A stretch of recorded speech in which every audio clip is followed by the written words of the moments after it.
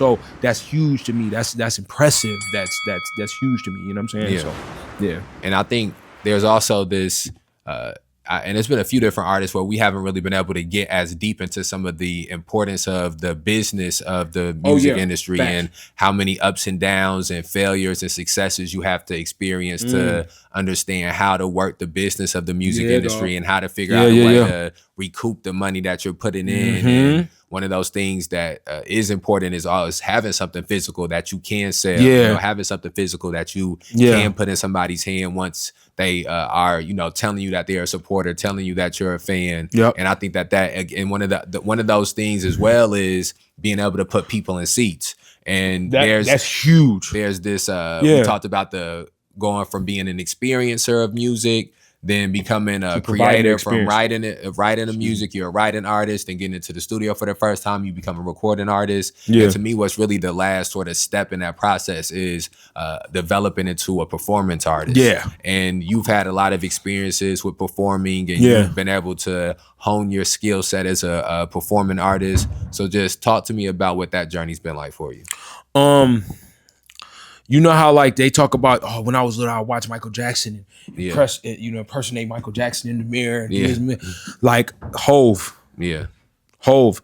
There was a difference between Nas and Hove because, like, obviously Hove chose different records to do, right? Nas didn't always pick a record that the ladies were going to shake their ass to.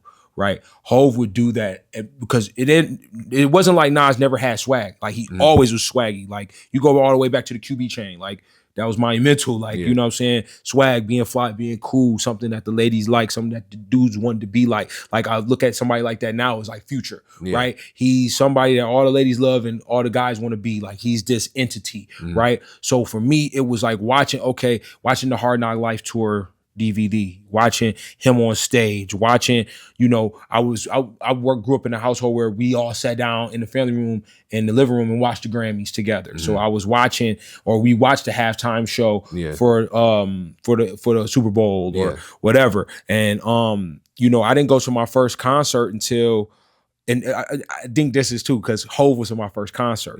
My high school sweetheart took me to go see Hove, the Heart of the City tour with him and Mary J. Blige. And it was at the United Center. We was in the nosebleed in the section just by herself. It was crazy. But it was dope experience just driving out there and just be able to like, yo, that's Hove right there. Like that's really him.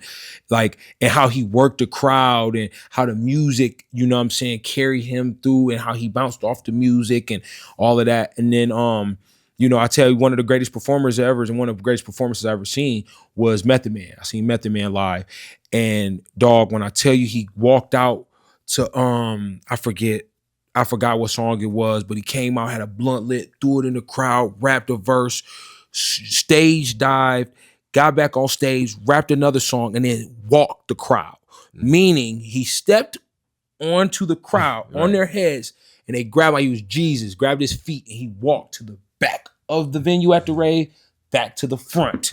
You know what I'm saying? Bananas. So like watching those people and how they work a crowd, what did they say? Like, and then also, you know, I'm huge on documentaries and stuff. So anything that got to do with hip hop, dog, like I've seen it, I've experienced it. Like I know who's and the what's down from stylists to engineers, producers to the artists themselves. Like, so watching this stuff, like you go back to the 80s, showmanship. That's what it was. Rakim was a showman, but he was so broad, like his demeanor, his aura was just like, oh my God. But then you had an MC Hammer that was rapping, but this is moving 80 miles an hour on stage. Or you got Curtis Blow, or you got Run DMC, or then you go further into it, like into the 90s, like, you know, Redman, Method Man, like, you know, who else was great performers that they gave the crowd? DMX.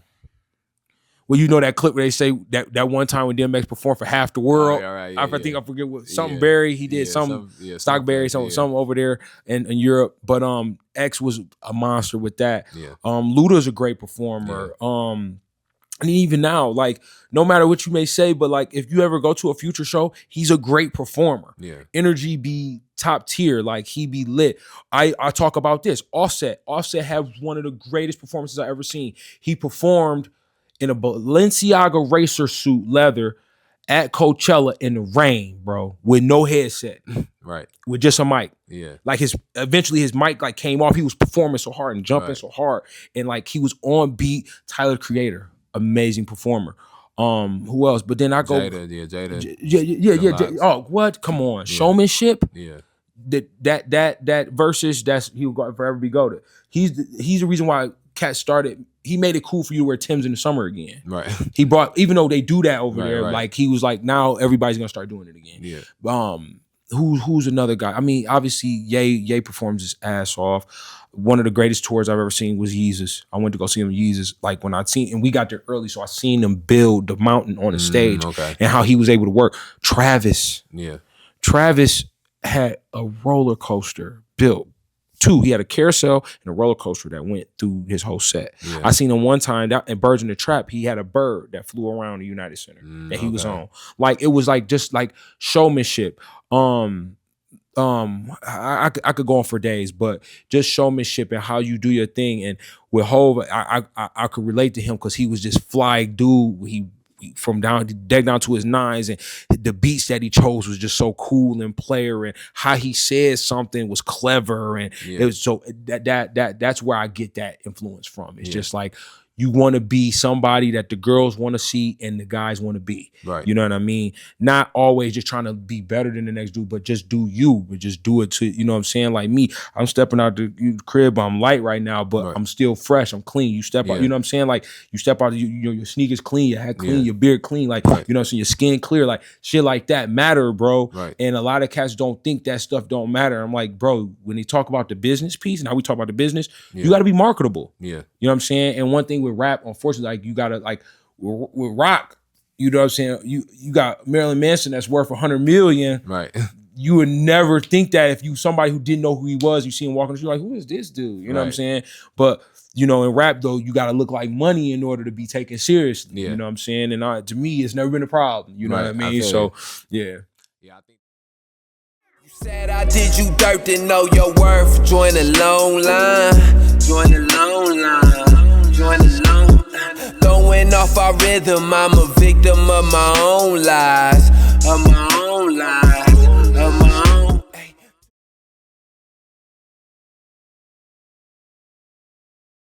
So I might be with my twin. Me and twin to tweak over the ends. I ain't close to my beat, but I'm in. Can't fake me or even compete with my blend.